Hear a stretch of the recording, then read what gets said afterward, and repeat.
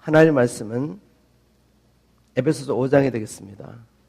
오늘 에베소서 5장 15절부터 6장 9절 말씀을 통해 주님 주시는 말씀을 우리가 기도하도록 하겠습니다. 요절 말씀으로 에베소서 5장 15절부터 18절 말씀까지 제가 한번 선포하겠습니다. 그런즉 너희가 어떻게 행할 것을 자세히 주의하여 지혜 없는 자같이 말고 오직 지혜 있는 자같이 하여 세월을 아끼라. 때가 악하니라. 그러므로 어리석은 자가 되지 말고 오직 주의 뜻이 무엇인가 이해하라. 술 취하지 말라. 이는 방탕한 것이니 오직 성령의 충만을 받으라.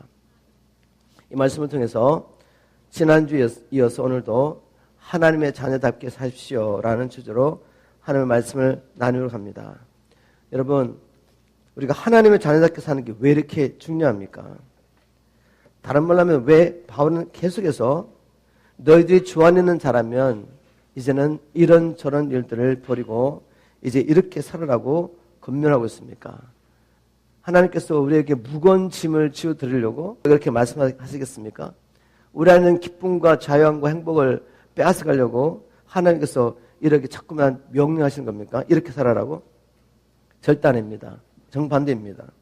무거운 죄짐을 벗겨주시고 우리가 에덴 동산에 있을 때 경험했던 그 기쁨과 행복과 생명을 다시 회복해 주시기 위하여 우리 주님께서는 이렇게 살라고 말씀하시는 것입니다.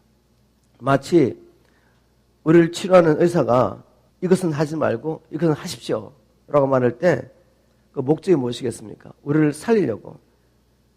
이제까지 내가 하던 습관을 버리고 새로운 일을 한다는 것이 쉬운 일이 아니지만 그렇게 해야 하는 이유는 바로 그것이 우리를 살리기 때문입니다. 우리가 이렇게 주님의 말씀에 순종하여 하나님의 자녀답게 살게 될 때 우리는 이 땅에서도 하나님 나라를 경험하게 됩니다. 하나님의 나라를 경험했던 모든 믿음의 선진들이 이 땅에서 행인과 나간으로 살았습니다. 이 땅에 소망을 두지 않고 그들이 지금 경험하고 있는 이 하나님의 나라를 꿈꾸며 이 하나님 나라만 구하며 살게 됐습니다. 우리 삶 가운데 이런 일이 일어나기를 주님으로 축복합니다. 자, 바울은 이렇게 말합니다.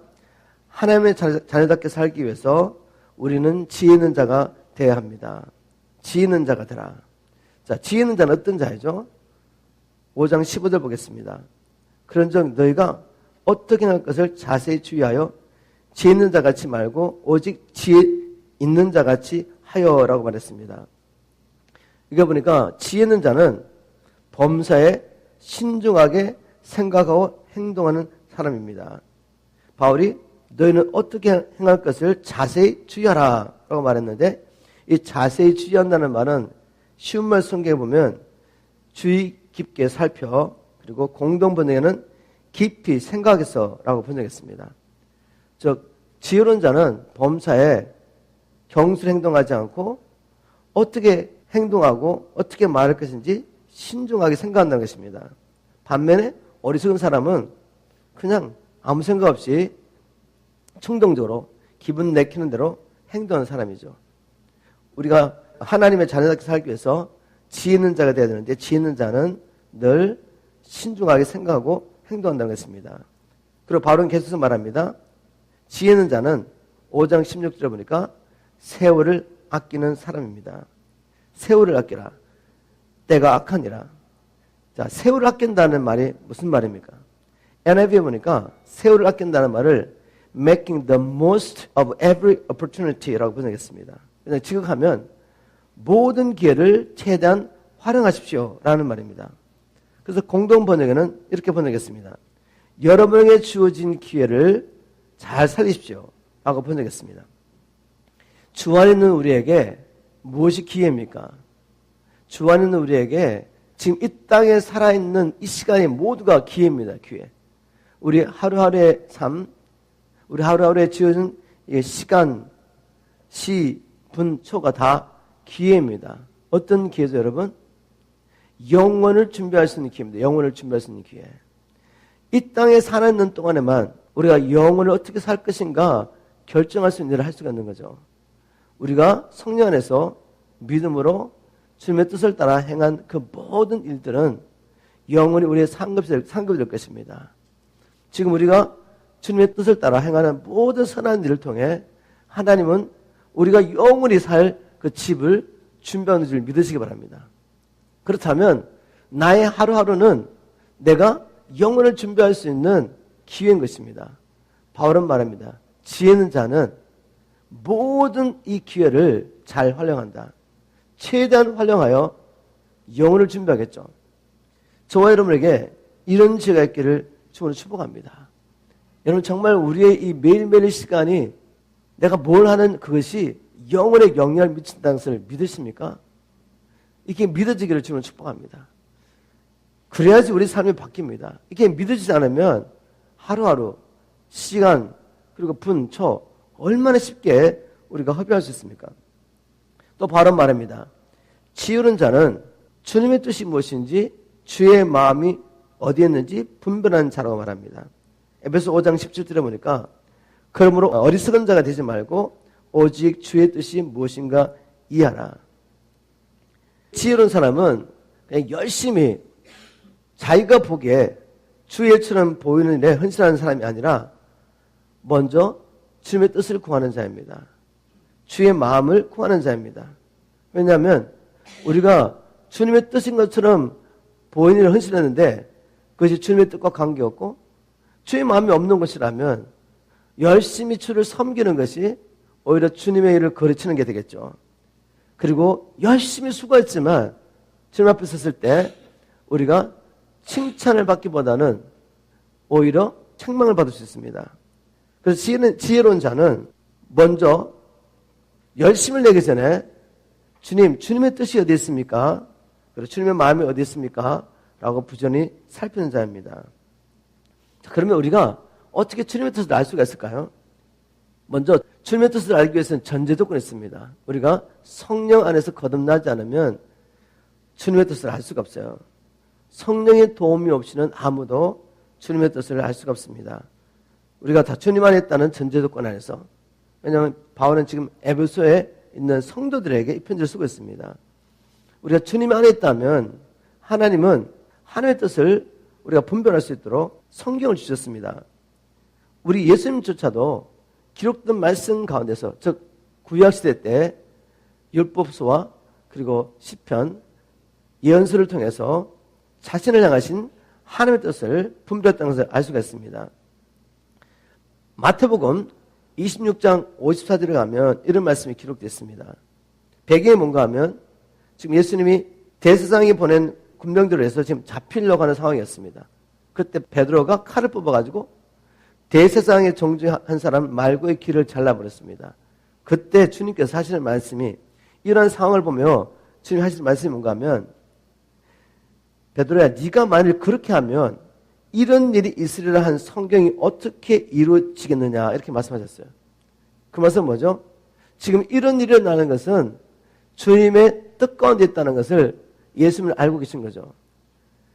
구약성경의 말씀을 통해서 예수님은 그리스도가 많은 고난을 받고 3일 만에 부활할 것을 알고 계셨습니다.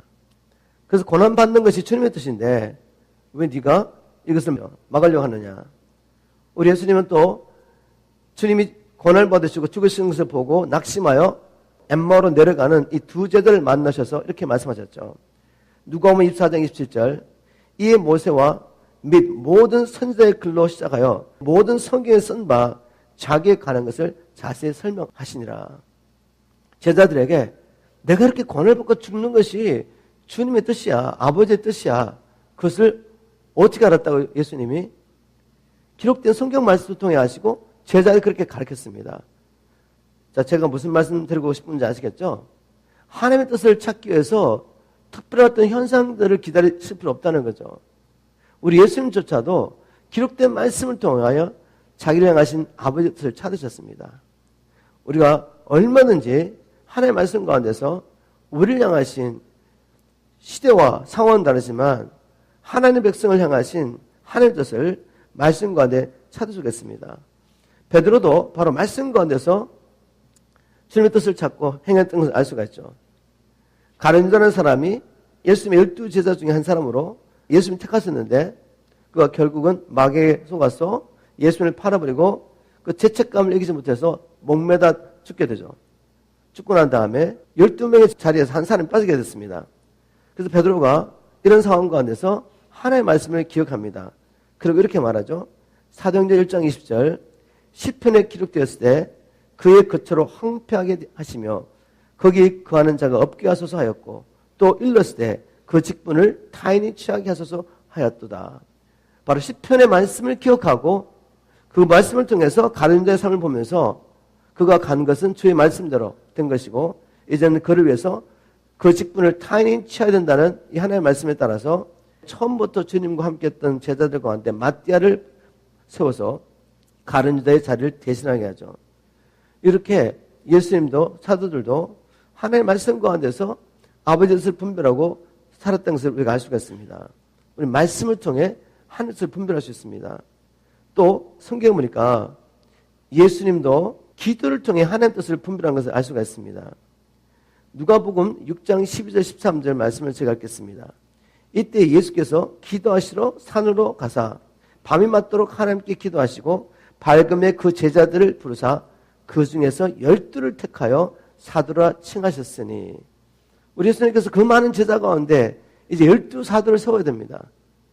그런데 우리 예수님이 어떻게 하셨죠? 밤이 맞도록 아버지께 물어본 거죠. 주님, 지금 내 주위에 모여있는 제자들 중에 누가 12제자가 되어서 나와 함께 다니겠습니까? 하나님 앞에 기도했을 때, 아버지 앞에 밤새도록 기도했을 때 아버지께서 알려주시겠죠? 그리고 날이 밝자 제자들을 부르사 그 중에서 12를 택하셨습니다.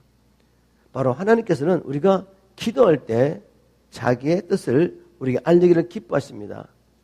예레미야 33장 2절 3절, 예레미야 33장 2절 3절에도 동일한 원리를 성경 말씀이 기록하고 있습니다. 이를 행하는 여호와, 그것을 지어 성취하는 여호와, 그 이름을 여호와라니가 이같이 말씀하시노라.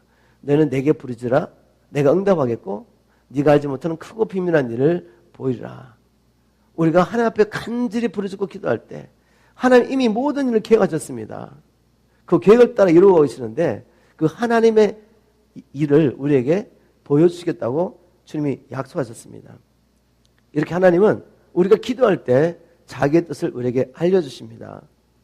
또 하나님은 하나님을 경외하고 하나님의 말씀에 순종하는 자에게 하나님의 뜻을 보여주신다는 것을 우리가 성경 말씀을 통해 알 수가 있습니다. 시편 25편 14절 말씀이죠. 시편 25편 14절에 주께서는, 제가 쉬운 말 성경을 읽겠습니다. 주께서는 주를 경외하는 자에게 친밀함을 가지시어 그에게 자신의 속뜻을 알려주시고 자신의 언약의 비밀을 보여주실 것입니다. 주님이 누구에게 자기의 속마음을 알려주신다고요? 하나님을 경외함으로 하나님께 친밀히 나가는 자에게 하나님께서는 자기의 비밀을 알려주신다고 말씀하십니다. 그리고 또 우리는 우리의 마음의 상태를 통해서, 즉 내 안에 평강이 있는지 없는지 보면서 하나님의 뜻을 분별할 수 있습니다. 우리가 주님과 동행하다 보면 주님과 동행하고 살다가 어떤 일을 행하려고 하는데 그것이 주님의 뜻이 아니라면 마음의 평강이 없죠. 갑자기 마음의 평강이 사라집니다. 마음이 무거워요. 그래서 알게 되죠. 아, 주님이 그거 기뻐하지 않는구나. 그리고 주님의 뜻이 뭔가 주님 앞에 간절히 기도하다가 하나님께 주신 마음이 있었습니다. 그걸 행하려고 할 때 갑자기 하나님이 놀라운 평강을 주시죠. 이것은 헬렌 사모가 좌우 결혼한 과정 가운데 경험하게 된 건데, 저는 이제 배우들 놓고 주님 앞에 기도했을 때 주님께서 제게 적극적으로 말씀하셨거든요. 저의 생각을 초월해가지고 아직도 어린 우리 헬렌 사모를 보여주면서 이 딸이 너의 배필이 될 거라고. 근데 2년 동안 저는 확신했는데 이 사람은 도망다녔습니다. 확신이 없었어요. 그래서 결국은 제가 2년을 기다리다가 이제는 내가 정말 주님을 섬겨야 하는데 이 문제 때문에 이렇게 너무 고심하면 안 되겠다 싶어가지고 마음을 정하고 저를 좋아하는 자매가 있어서 결혼하려고 했습니다. 그때 헬렌 사모가 제게 일주일만 기도를 달라고 그제서 기도를 해보겠다고 말했어요. 그리고 하나님 앞에 가서 주님, 이 형제가 정말 저의 배필이 될 거냐고 물었을 때 하나님이 적극적으로 이제까지 한 번도 경험하지 못했던 평강을 줬대요. 그래서 확신했답니다. 네, 여러분도 경험하셨죠, 그죠? 하나님은 우리의 마음의 평강을 통해 주님의 뜻을 알려줬습니다. 그 외에도 환경을 통해서 또 주님 안에 있는 지체를 통해서 우리에게 말씀하시죠. 그리고 드물게 사람에 따라 좀 다르지만 꿈이나 환상이나 천사의 방문이나 하나님께서 어떤 방법을 통해든지 우리에게 자기의 뜻을 알려줄 수 있습니다. 그런데 우리가 주님의 뜻을 분별하는 것과 관련해서 꼭 기억해야 될 중요한 것은 뭔가 하면 여러분 왜 주님의 뜻을 알기 원하십니까? 주님의 뜻을 구하는 동기가 뭐냐 그죠? 그 동기는 반드시 주님을 사랑하기 때문에 순종하기 위해서 주님의 뜻을 구해야 돼요. 잘못된 동기로 구하면 하나님께서 말씀해 주셔도 그게 내 마음에 맞지 않으니까 아니라고 생각하는 것입니다. 많은 사람들이 자기의 뜻을 정해놓고 주님의 뜻을 열심히 성경 가운데 찾는데 하나님의 말씀 가운데 자기가 이미 세우는 뜻을 확증해 줬던 말씀을 찾는 거죠. 또 주의종이나 주님 아니는 직제들 찾아와서 주님의 뜻을 구한다고 하면서 마음은 이미 자기 뜻을 정해놨어요. 그리고 그분들의 입술을 통해서 자기 이미 마음을 정한 것을 확인하고 싶은 거죠. 이것은 주님의 뜻을 찾는 좋은 방법이 아닙니다.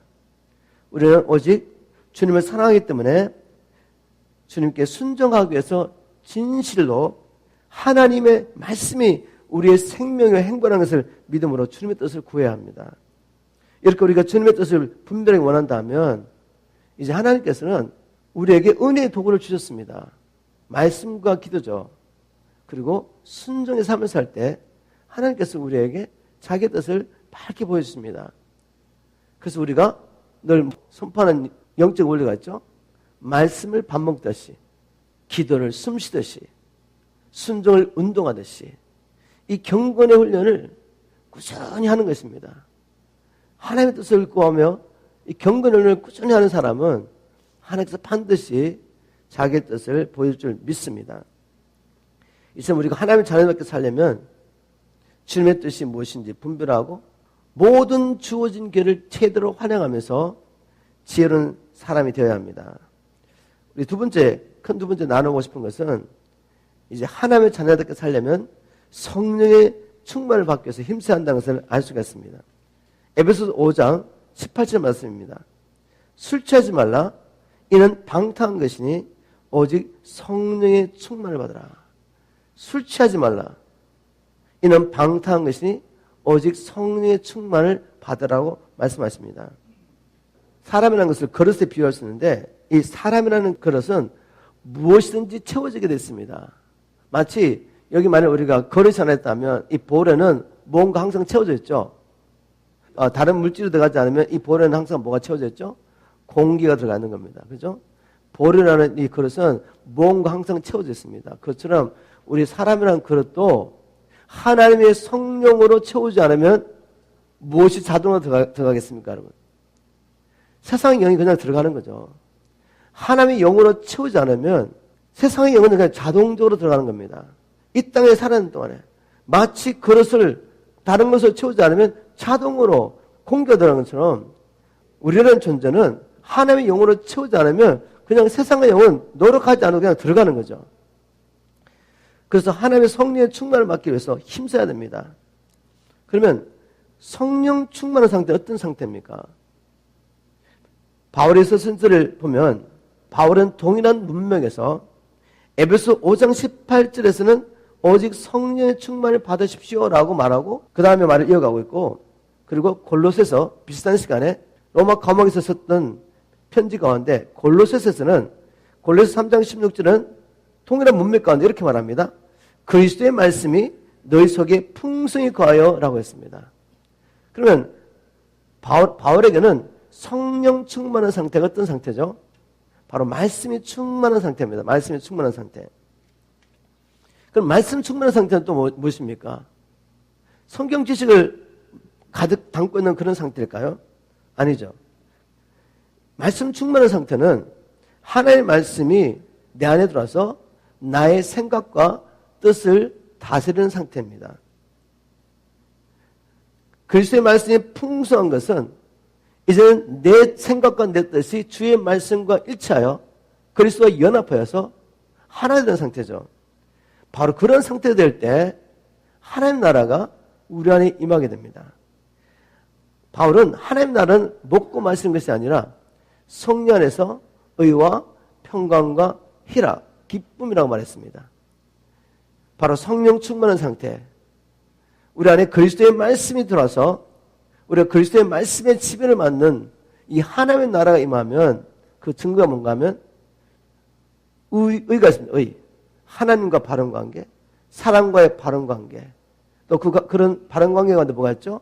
우리 마음에 평강이 있습니다. 하나님의 통치하시는 증거, 상황과 관계없이 내 안에 평강이 있다는 거죠. 그리고 세상이 줄 수 없는 기쁨이 우리 안에 있는 것입니다. 바울은 이것을 경험했죠. 그죠? 빌립보에 가서 복음을 전하다가 억울하게 붙잡혀가지고 채찍을 맞고 깊은 감옥 속에 던져졌습니다. 얼마나 그곳에 춥고 그리고 더럽고 뭐 얼마나 더 벌레도 많고 그런 가운데서 하나님 앞에 원망하고 불평할 수 있잖아요. 근데 그렇게 하자는 거죠. 바울은 어떤 환경 가운데서도 그리스도의 말씀이 자기를 지배하게 하므로 하나님의 나를 경험한 걸 배웠습니다. 그래서 그런 가운데서도 바울과 실라와 함께 하나님 앞에 기도를 하고 하나님께 찬양을 드렸습니다. 하나님의 나라가 그에게 임한 것이죠. 사람이 알지 못하는 의와 평강과 희락의 나라가 그에게 임했습니다. 바울과 실라의 삶과 임한 하나님의 나라를 보고 선생님들이요, 내가 어떻게 구원을 받을 수 있겠습니까? 라고 고백하지 않겠어요? 그때 주 예수님이라. 그러면 너와 내 집이 구원을 얻으리라. 그래서 간수함과 온 가정이 그날 밤에 구원을 받게 되는 역사를 낳습니다. 하나님의 말씀이 충만한 상태, 성령이 충만한 상태는 다른 것이 아니라 우리가 하나님의 말씀에 지배를 받는 것을 말합니다. 우리가 어떻게 하나님의 말씀에 지배를 받을 수가 있겠습니까? 원래는 똑같습니다. 우리가 어떻게 주님의 뜻을 분별할 수 있습니까? 그렇게 하기 위해서 우리가 열심히 꾸준히 경건을 훈련해야죠. 말씀을 밥 먹듯이, 기도를 숨쉬듯이, 또 순종을 운동하듯이 할 때 하나님의 뜻을 분별하고 또한 주님의 말씀이 우리 안에 충만하게 임할 줄 믿습니다. 그 말씀에 지배를 받게 될 줄 믿습니다. 하나님의 자녀답게 살 수 있도록 바울은 성령의 충만 그리고 말씀의 충만을 받으라 라고 선포하고 있습니다. 이제 또 보겠습니다. 하나님의 자녀답게 살려면 모든 관계 가운데서 하나님의 뜻을 따라 살아라고 바울은 말합니다. 물론 이제 모든 관계 가운데 하나님의 뜻을 따라 살기 위해서는 앞에 전제 조건이 있죠. 그죠? 이제 성령의 충만을 받고 말씀의 충만을 받지 않으면 지금 앞으로 하는 이야기가 여러분에게 불가능합니다. 우리가 가장 중요한 것은 매일매일 꾸준히 경건에 힘쓰는 것입니다. 그것은 마치 영적인 우리 근육을 계속 강하게 만드는 거죠. 계속해서 영적인 근육을 강화해야지 하나님의 말씀을 순종할 수가 있죠. 우리가 육신적으로도 몸이 연약한데 내 몸을 빌드업하지 않는 사람이 갑자기 무거운 것을 들 수가 없잖아요. 내가 무거운 역기를 들려면 매일매일 내 몸을 단련하고 근육을 튼튼하게 하는 일에 헌신해야 합니다. 영적도 마찬가지죠. 하나님의 뜻을 행하려면 내 속사람이 강건해야 되는데 그것이 되지 않은 상태에서 이제 하나님께서 이렇게 살아라 라고 말하는데 그걸 하려고 하면 가능하겠습니까? 불가능합니다. 하나님의 말씀에 순종하는 게 기쁨이 아니라 무거운 짐이 되죠. 그러나 우리가 날마다 경건을 훈련하면서 내 속사람을 강건케 한다면 이제 하나님께서 주 안에 있는 자들이 모든 관계에서 어떻게 해야 하는지 주님께서 주신 말씀을 따라 순종할 때 바로 그곳에 하나님의 나라가 임하기 시작합니다. 자, 먼저 주님께서는 교회 생활에 대해서 바울을 통해 말씀하시죠. 하나님과의 성도의 관계, 성도와 성도의 관계. 이 교회 생활을 어떻게 해야 되느냐. 에베소서 5장 19절 시와 찬미와 신령한 노래들로 서로 화답하며, 화답한다는 말은 singing, speaking 이렇게 NLT, NIV에서는 번역했어요. 그래서 현대인 성경에는 시와 찬미와 영적인 노래로 서로 이야기하고. 자, 이게 뭘까요, 여러분? 오늘날 같은 일은 교회 예배에서는 경험할 수 없는 일이죠. 초대교회 때는 누구든지 성령의 감동을 따라 시를 엎었습니다. 또 성령의 감동을 따라 노래를 한 거죠. 찬미를 들었습니다. 또 영적인 노래를 불렀습니다. 오늘 예배가 너무 다르죠. 성령의 감동을 받은 모든 지체들이 하나님의 감동을 따라 이렇게 예배를 드렸습니다.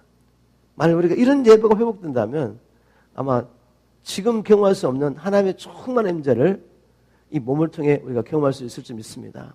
하나님의 충만하심이 우리가 임하지 않겠습니까? 그래서 저는 이 홈처치를 굉장히 좋아합니다. 홈처치 가운데서 우리가 이걸 할 수 있거든요. 하나님 앞에 찬양하는데, 예배하는데, 뭐 이렇게 순서에 매이지 않고 성령의 감동을 따라 하나님의 말씀을 선포하고, 시를 읽기도 하고, 또 한 사람이 선창하면 따라가고, 그 사람이 끝나면 또 다른 사람이 하나님의 감동을 따라 하나님을 찬미하고, 이렇게 자유롭게 예배할 때 하나님의 임재가 바로 예배 가운데, 성도들이 모여 예배하는 그 가운데 하나님의 임재가 충만히 임할 줄 믿습니다.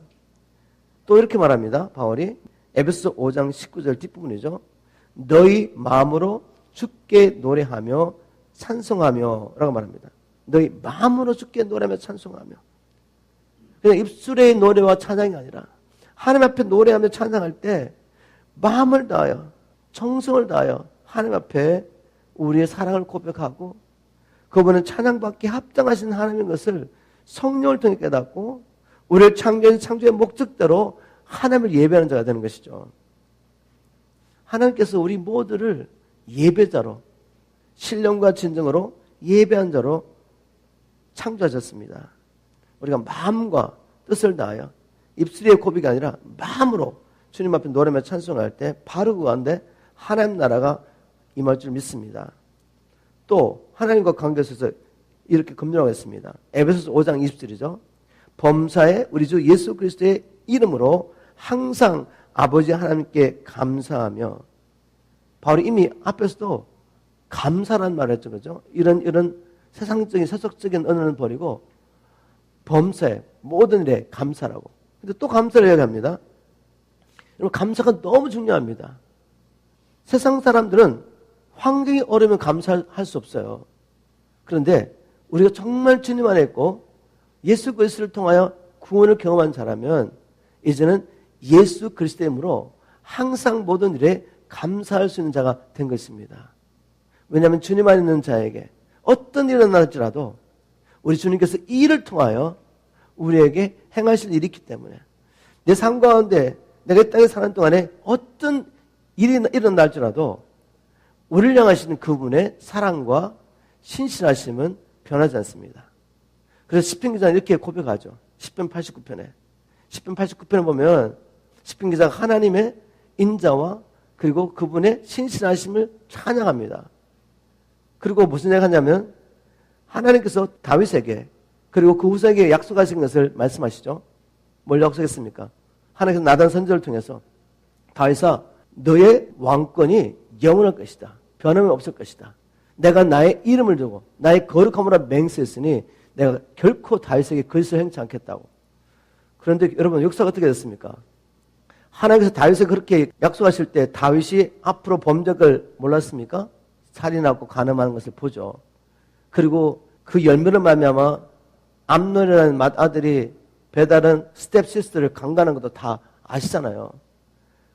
압살롬이 일어나가지고 아버지를 대적할 것도 아시고 그리고 이 하나님의 백성들이 하나님을 버리고 우상숭배에 빠질 것 다 아시고 근데 하나님이 이렇게 약속하셨어요. 다 아시면서 다윗아 너의 보좌가 영원히 경고할 것이다.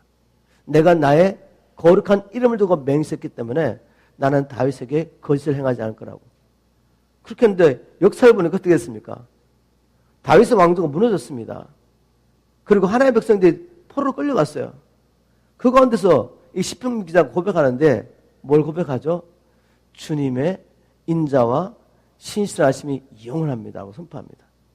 그리고 그런데 주님 어떻게 된 것입니까? 또 그것도 고백해요. 이렇게 약속했는데 어떻게 이렇게 됐습니까?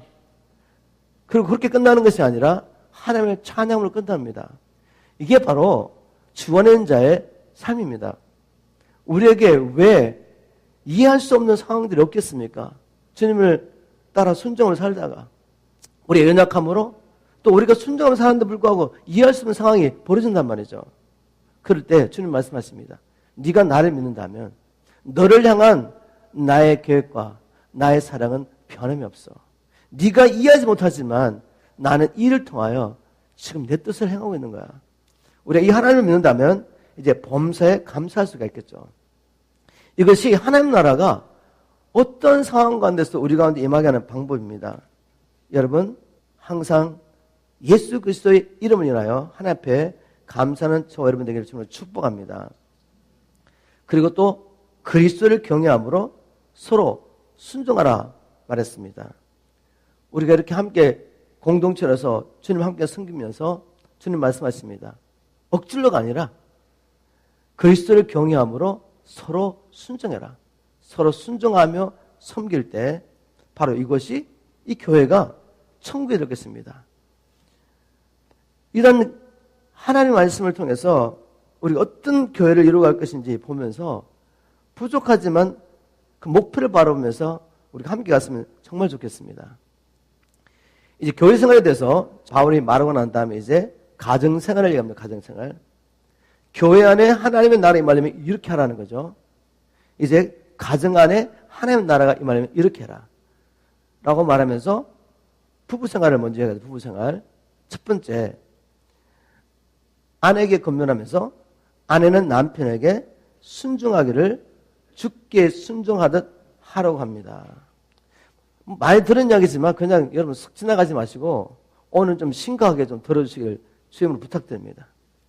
왜냐하면 가정 안에 하나님 나라가 임해야 되기 때문에. 가정 안에 하나님 나라가 임하지 않으면 교회에 이렇게 모여가지고 우리가 예배 드리는 가운데도 하나님 나라를 경험할 수가 없어요.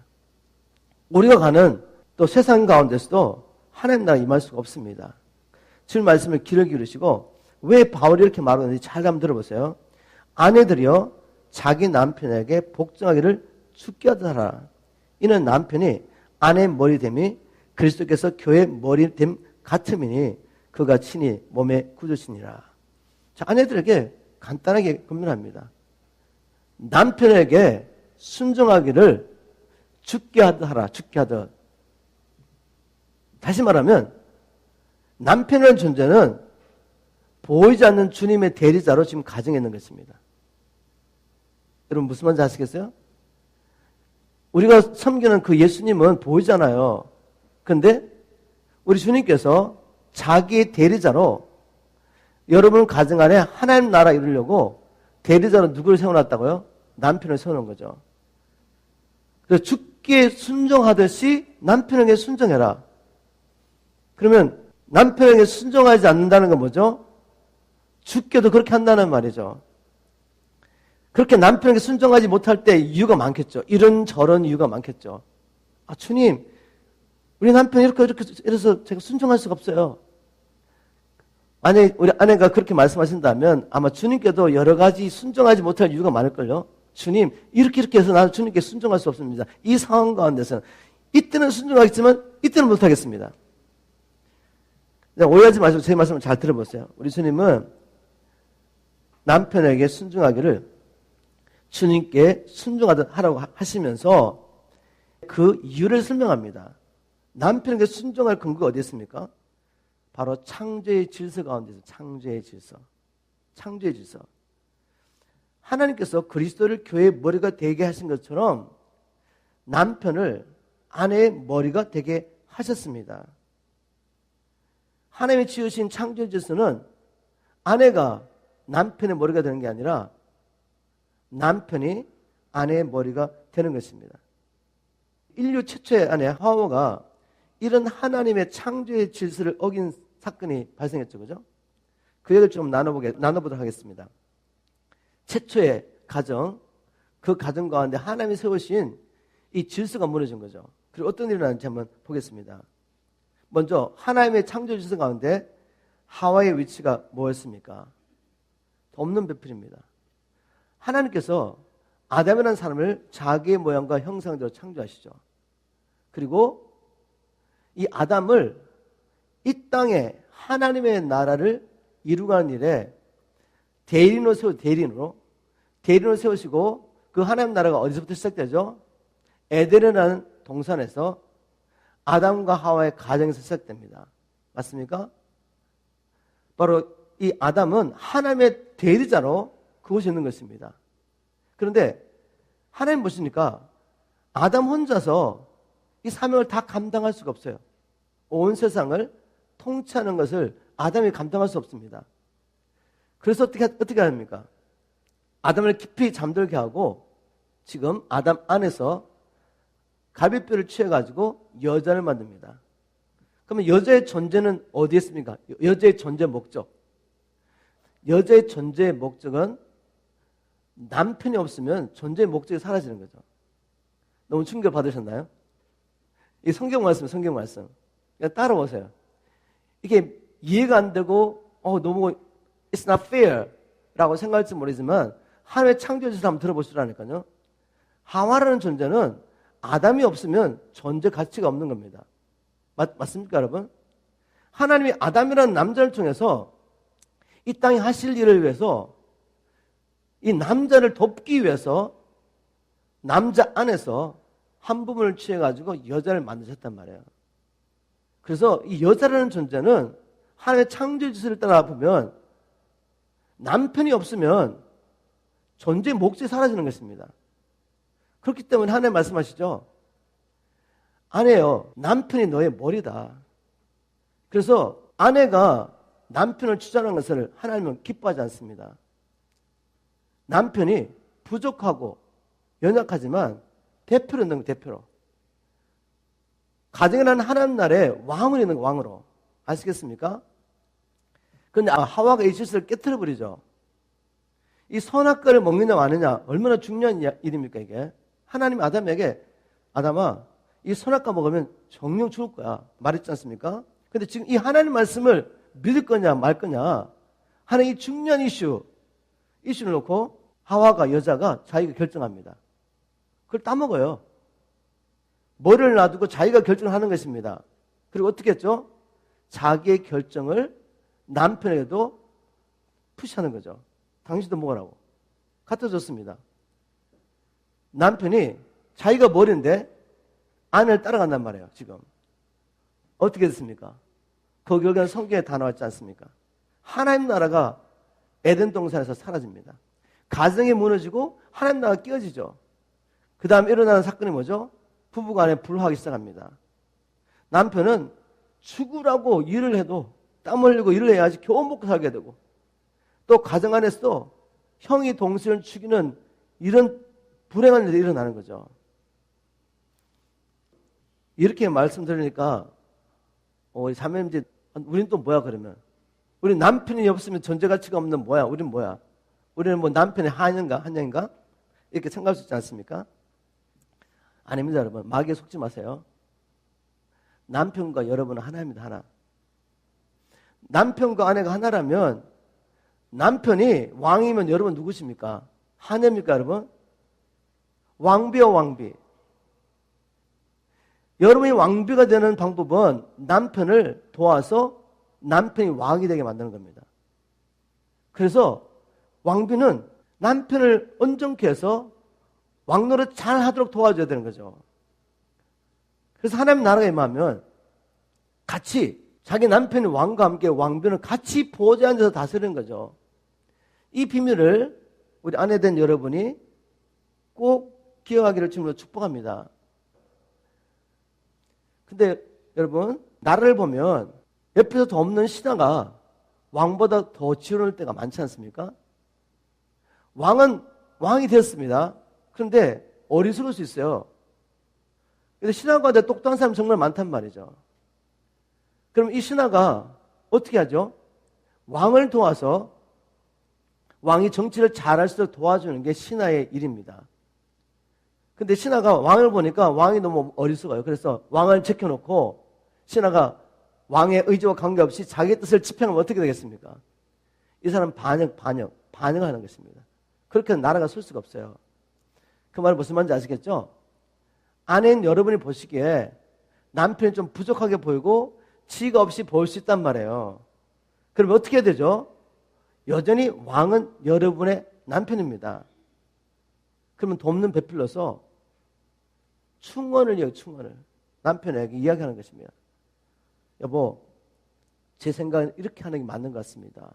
그럼 남편도 들어보고, 사이가 좋으면 여러분, 남편도 들어보고, 와이프의 돕는 자의 의견이 맞는 것 같아요. 주님 뜻에 합한 것 같아요. 그럼 따라갈 수 있습니다. 근데 관계가 깨어져 있으면 와이프가 못생겨야 되는 무조건 남편은 반대하죠. 그래서 하나님 나라가 설 수가 없습니다. 여러분 이 영적을 깨달으시고 아내 여러분들이 남편에게 순종하기를 주님으로 축복합니다. 여러분들이 이렇게 반문할 거 아닙니까? 목사님, 주님 안에서요. 주님 안에서. 주님 안에서 남편에게 순종하는 거 아니냐고 그렇게 말씀할 수 있잖아요. 그죠? 어떤 조건을 단다면 조건을 달면서 이런저런 일을 대고 남편에게 순종하지 않을 머리를 이렇게 막 굴리시는 분들을 위해서 제가 성경 말씀을 보여드리겠습니다. 먼저 이 본문에 보니까 바울이 아무런 조건을 달지 않았어요. 죽게 하듯 남편에게 순종하라. 그럼 베드로 전서 3장에 가면 아주 확실하게 남편이 불신자로 할지라도 순종해라 이렇게 나와 있습니다. 할 말이 없죠 여러분. 베드로전서 3장 1절 2절을 제가 현대인의 성경을 읽어보겠습니다. 아내된 여러분 남편에게 순종하십시오. 그러면 주님의 말씀을 믿지 않는 남편이라도 말없이 실천한 여러분의 행동을 보고 하나님을 믿게 될 것입니다. 남편들은 여러분이 하나님을 섬기면서 깨끗한 생활을 하는 것을 지켜보고 있습니다. 이제 불신자 남편에도 순종하래요. 그래서 여러분이 하나님을 경외함으로 가정의 질서, 하나님이 세우신 질서를 지키는 걸 보면서 그 남편이 정말 주님을 만나게 될 것이라는 겁니다. 자, 여러분, 아내는 어떤 존재죠? 남편을 왕으로 만드는 helper. 그래서 지금 남편이 종교적일 수 있습니다. 아예 불신자일 수 있어요. 근데 여러분 주님을 만났고 여러분이 정말 성령의 충만한 분이라고 가정합시다. 그래서 주님의 뜻을 알고 있단 말이에요. 근데 남편의 결정이 항상 세속적이에요. 육신적입니다. 그래도 놀랍게도 주님은 순종을 합니다. 순종. 근데 남편들 오해하지 마세요. 지금 제가 이제 마음대로 이제 내 마음대로 이제 가서 성경 말씀대로 내가 왕이야. 목사 말씀 들었지? 당신 무조건 순종해야 돼. 복종해야 돼. 이제 이렇게 이야기하는 사람들은 정말 어리석은 남편이죠. 남편이 할 일은 제가 나중에 나누겠습니다. 지금은 하나님께서 지금 질서, 가정의 질서, 하나님의 나라 임하기 위해서 아내가 어떻게 남편에게 복종해야 되는지 말하고 있는 거죠. 저는 아내에 대한 여러분이 남편의 뜻에 불순종해야 되는 그 상황은 한 가지로 생각, 한 가지. 그게 뭔가 하면 나의 믿음, 내가 주님을 믿고 사랑하고 순종하는 이것을 하지 못하게 할 때 그때는 여러분이 울면서 남편에게 말해야 됩니다. 그때도 여러분 성경 말씀 가지고 막 싸우면 안 되고 울면서 호소해야 됩니다. 여보, 나는 당신에게 순종하지만 그러나 내게는 당신보다 더 높은 남편이 계셔. 영원한 나의 남편 신랑이 계시기 때문에 그분의 말씀에 불순종하면서까지 나는 당신에게 순종할 수는 없어 라고 말씀하셔야 돼요. 그 외에는 그런 일이 아니라면 하나님 말씀합니다. 남편에게 순종하라고. 왜요? 그래야지 하나님 나라의 질서가 세워지고 하나님 나라가 부부관계 가운데 임하기 시작합니다. 하나님 나라가 여러분에게 임하게 되죠. 여러분 가정에.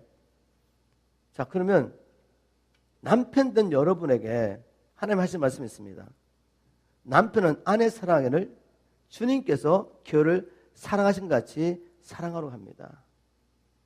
우리 주님께서 아내를 사랑한 것처럼 남편이 아내를 사랑하기를 원하십니다. 우리 남편 된 자는 아내에 가서 당신 성경 말씀 알지? 이제 나는 왕이야. 이 가정의 왕으로 하나님이 나를 세우셨고 이 가정에 머리는 나기 때문에 무조건 복종해. 이렇게 말하지 않습니다. 정말 하나님만 있는 남편이라면, 왜냐하면 예수님이 그렇게 강요하지 않지 않습니까? 예수님께서 어떻게 우리의 마음을 사로잡으시고 우리를 하여금 순종하게 만드셨습니까? 바로 죄인된 영원히 멸망받을 수밖에 없는 나를 위하여 나를 사랑함으로 자기의 생명을 주심으로 나를 구원하신 것을 깨달을 때 우리의 순종하는 것은 자발적인 것입니다. 그분의 그 사랑을 알므로 자발적으로 순종하는 것이지. 남편도 마찬가지죠. 아내를 순종하게 만드시려면 여러분이 얼마나 조건 없이 아내를 사랑을 하시는지 보여주셔야 돼요. 제가 부족하지만 간증하겠습니다. 처음에 결혼을 했는데 예배를 드리려고 하는데 예배에 와가지고 얼굴이 불편하신 거죠. 보면 얼굴 보면 알지 않습니까? 그래서 하루는 물었습니다. 아니 당신은 예배 드리는데 왜 이렇게 불편하게 생각하냐고. 그때 이분 하신 말씀이 자기가 생각하기에 저는 세상을 좀 험하게 살았지 않습니까? 자기는 어려서부터 목회자에 따라서 아버지에 따라다니면서 경건하게 산 거죠. 아버지가 얼마나 많은 설교를 들었겠습니까? 근데 저는 얼마 전에 미국 이민 와가지고 주님을 만난 거죠. 뜨고 열정적으로 하나님 섬겼는데 그럼에도 불구하고 내가 니보다 더 잘 알지 이렇게 생각하신 거죠. 이분이. 교만이죠. 그죠? 하나님이 실수했는데 제가 부족하지만 하나님이 실수했잖아요. 내가 왜 당신에게 배워야 돼? 아버지에게 배워야 되지. 이렇게 생각하신 거죠. 그때부터 이런 생각 갖고 있는 동안에 이 사람에게는 평강이 없어요. 하나님 앞에 나가지 못합니다. 제가 그걸 보면서 성경 갖다 대놓고 말씀 안 보여? 난 당신의 머리야. 내게 순종해야 돼. 이렇게 했다면 어떻게 되겠어요? 맨날 싸우는 거죠. 그냥 주님께 맡겨드렸습니다. 그리고 제가 하나님과 교제하며 친밀히 교제하며 하나님의 말씀에 순종한 삶을 산 거죠. 그걸 보고 우리 자매가 두렵게 생각했습니다. 하루는 저를 찾아와서 이렇게 말했습니다. 여보, 당신이 지금 가서 복음을 전하고 말씀을 가르치는 그 사람들의 하나로 나를 여겨주고 나를 훈련시켜달라고. 지금 뭐 했죠? 우리 주님이 일을 다 하신 거죠. 자기 스스로 자리를 찾아간 겁니다. 그 다음부터 헬렌 사모는 자기가 혼자서 뭘 하는 걸 제일 두려워해요. 저와 함께 옆에서 동행하는 것을 제일 기뻐합니다. 그때 안정감을 누리고 뭘 이해하고 싶은 거죠? 내가 하나님 앞에서 하나님의 말씀에 순종하여 살 때 이걸 보고 내 안에는 내게 순종할 마음이 생기는 것입니다. 그리고 이런 말을 종종 해요. 내가 만일 당신하고 결혼하지 않고 다른 남자와 결혼했다면 정말 불안할 것 같아. 그래서 왜 그랬더니 나는 당신이 조건 없이 나를 사랑한 것을 내가 경험했고 그것을 경험한 내가 다른 남자와 결혼해서 행복할 수 있을 거라고 생각할 수가 없어. 이거 종종 나누는 이야기입니다. 제 말이 믿어지지 않으면 물어보세요. 가서. 제 포인트는 뭔가 하면 저는 부족하지만 하나님의 말씀에 순종하여 제 아내를 있는 모습 그대로 받기로 결정하고 허물을 지고 가기로 결정했습니다. 결혼하기 전부터. 부족하지만 그렇게 살아낼 때 아내는 자발적으로 순종합니다. 지금도 왜 자격이 없겠습니까? 어떤 이슈를 놓고 우리는 너무 달라가지고 서로 안 맞을 때 너무 많아요. 그렇지만 아내는 항상 여보, 그리고 당신이 결정하는 거야. 이렇게 말합니다. 그럼 제가 더 무섭죠. 그죠? 하나님 앞에 기대보고 정말 내가 내 고집 부르는 것이 아니라 주님의 뜻이 뭔가를 찾게 됩니다. 이렇게 우리가 하나님의 질서를 지킬 때 하나님은 이 부부관계 가운데 하나님의 나를 임하게 할 수 믿습니다. 바울은 남편이 아내를 사랑해야 될 이유를 바로 주님께서 교회를 사랑해 자기의 주심을 같이 하라고 말하고 또 한 가지 이유를 더 말하죠. 주님은 교회를 자기 몸으로 여기십니다. 자기 몸이기 때문에 자기 몸을 돌보고 사랑하는 것은 너무나 자연스러운 것이죠. 그것처럼 아내를 사랑하는 자는 자기를 사랑한 것이다 라고 말하면서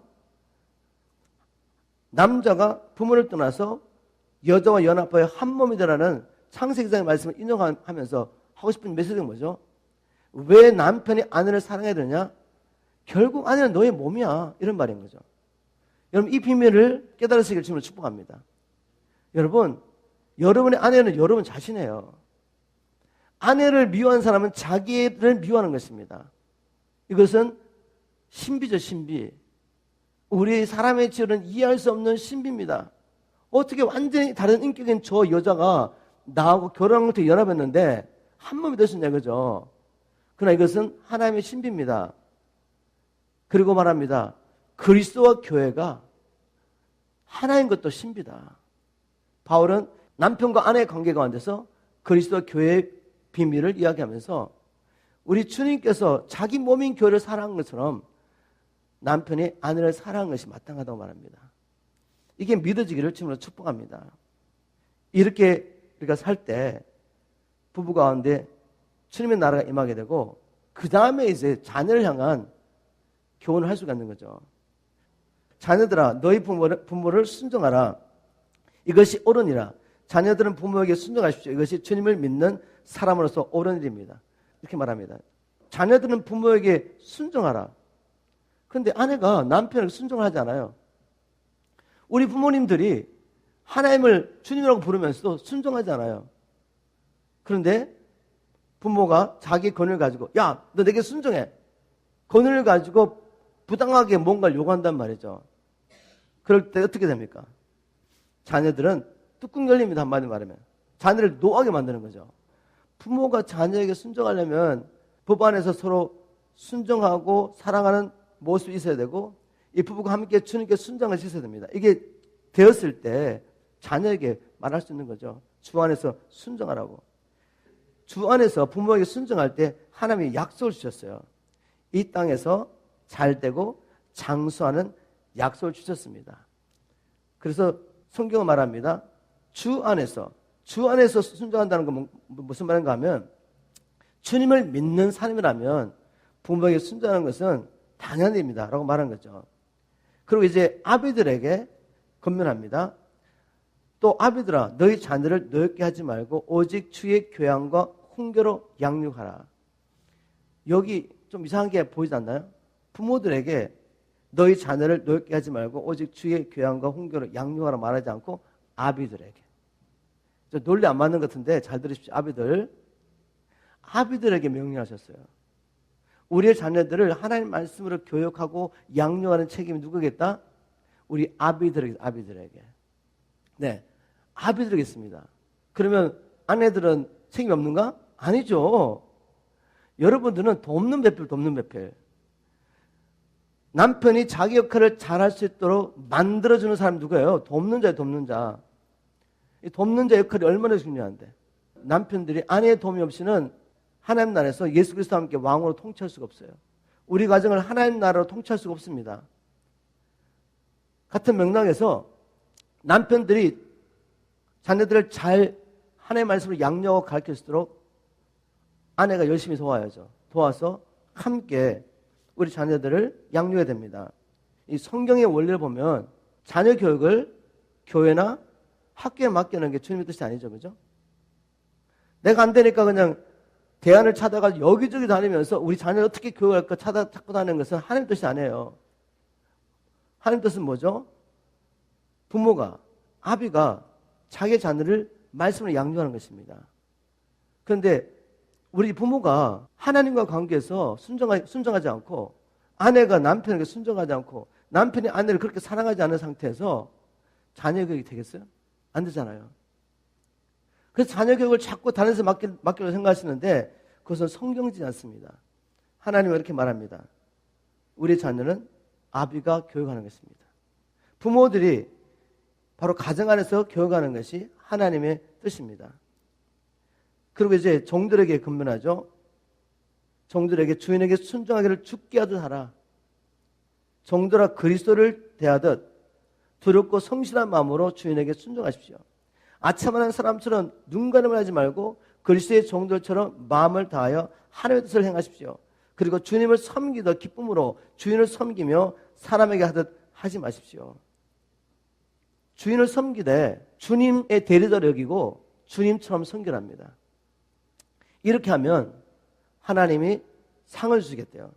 6장 8절 보니까 종이든 자유이든 누구든지 선한 일 하면 주님께 그만한 상을 받는다는 것을 아십시오.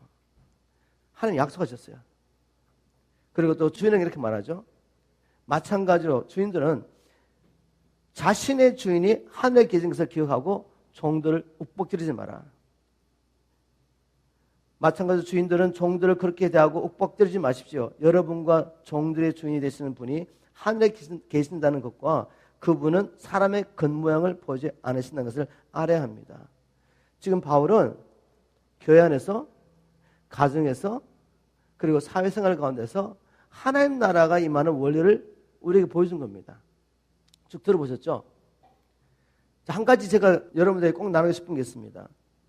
왜 우리가 가정생활 가운데 부부관계, 자녀관계, 또 직장에 가서 상관과의 관계에서 이렇게 살아야 되느냐 하면 이것은 여러분 주님과 우리의 관계의 모형입니다. 잘 보세요. 우리 주님과 우리의 관계 어떤 관계죠? 남편과 아내의 관계입니다. 그럼 내가 우리 주님과 바른 관계를 맺고 있다는 것을 무엇을 알 수가 있죠? 내 남편과 또 아내와 어떤 관계 가운데 사느냐 보면 주님과 관계 우리가 볼 수 있는 거죠. 또 우리 주님과 우리의 관계 어떤 관계입니까? 아버지와 자식의 관계죠.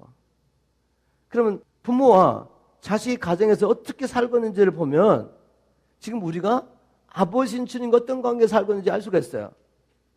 또 주님과 우리의 관계 어떤 관계죠? 주인과 종의 관계죠. 그럼 내가 직장생활을 어떻게 하는가 보면 우리 주님과 어떻게 관계를 맺고 있는지 알 수가 있다는 말입니다. 만일 주 안에 있는 성도들이 이런 영적인 원리를 따라 하나님의 자녀답게 산다면 세상이 바뀌겠죠. 우리 한국교회 얼마나 선교 전도 열심히 했습니까? 그런데 왜 세상에서 손깍지를 받고 있고 그리스도의 가정들이 세상의 가정처럼 이렇게 무너지고 자녀들은 방황하고 있고 세상에 다 뺏겨버렸습니까? 그러면서 우리가 정말 내가 하나님께 열심히 했습니다 라고 말하면서 뛰어다닐 수 있겠어요? 주를 섬긴다고? 제가 믿기는 그렇게 해가지고 하나님 나라가 안 임할 것 같습니다. 우리가 먼저 하나님의 지배를 받는, 말씀의 지배를 받는 하나님 나라가 내 안에 임하고 이 가운데서 사랑 아내와 남편이 주님을 경외함으로 서로 순종하고 사랑하고 또 부모와 자녀 가운데서도 주님의 말씀을 따라 자기를 하고 또 우리가 직장에 가서도 주인과 종 가운데서 종의 관계 가운데서 주님의 말씀에 순종한다면 우리가 가는 곳마다 하나님 나라가 임할 줄 믿습니다. 바로 이를 위해서 주님께서는 이렇게 살아라 말씀하신 거죠. 말씀 뵙겠습니다. 왜 우리가 하나님의 자녀답게 살아야 되는지 제가 계속 나눴습니다. 하나님은 우리가 이 땅에서 하나님의 나라를 누리기를 원하시고 우리가 에덴에서 잃어버렸던 그 하나님 나라의 자유함과 행복과 기쁨을 우리가 그리스도 예수 안에서 회복하기를 원하십니다. 이 일을 사는 것은 지혜롭게 살라고 말합니다. 모든 기회를 최대한 활용하면서 주님의 뜻이 무엇인지 분별하면서 살라고 합니다. 그리고 세상의 영에 지배를 받지 말고 세상의 영에 충만받지 말고 하나의 영으로 충만받으라 합니다. 성령에 끌리면서 이제는 우리가 교회에서 가정에서 그리고 사회에서 생활할 때 우리를 통해 하나님의 나라가 임할 것입니다. 그리고 여전히 어둠 가운데 있는 저들이 우리를 통해 하나님의 빛을 보며 주님 앞에 나오게 될 것입니다. 우리가 주님 오시는 그날까지 이 믿음의 비밀을 깨달았던 우리 믿음의 선지처럼 이 땅에 아무런 소망이 없는 것을 깨닫고 이 땅에서는 행과 나가는 살면서 오직 주님의 나라를 구하며 사시는 은혜 있기를 주님으로 축복합니다.